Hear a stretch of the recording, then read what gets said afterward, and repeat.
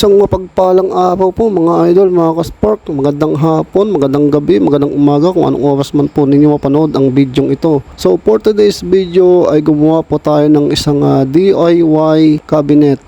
Ang una po natin ginawa ay kumuha po tayo ng tabla, tapos sinukat po natin ito base doon sa sukat na ating gagawin na cabinet.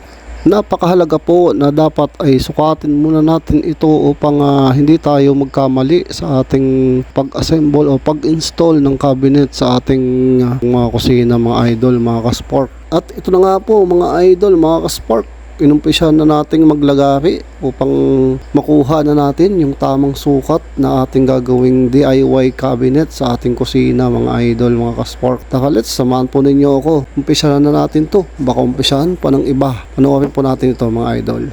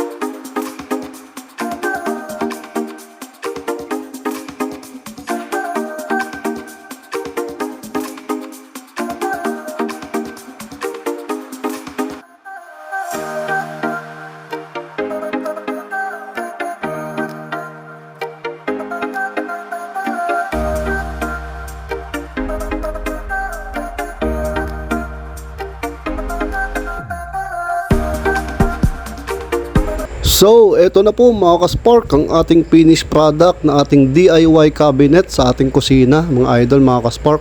Ayan, kung meron po kayong mga rita-ritaso ng mga tabla sa inyong mga tahanan, ay maaari pa po itong pakinabangan katulad po nitong aking ginawa. Ayan po, dahil po sa medyo wala naman po tayong pinagkakaabalahan, kaya ito, naisipan po natin gumawa ng isang DIY cabinet para sa ating kusina na talaga naman pong simpleng-simple lang pero maganda at menos gastos pa, mga idol, mga ka-spark.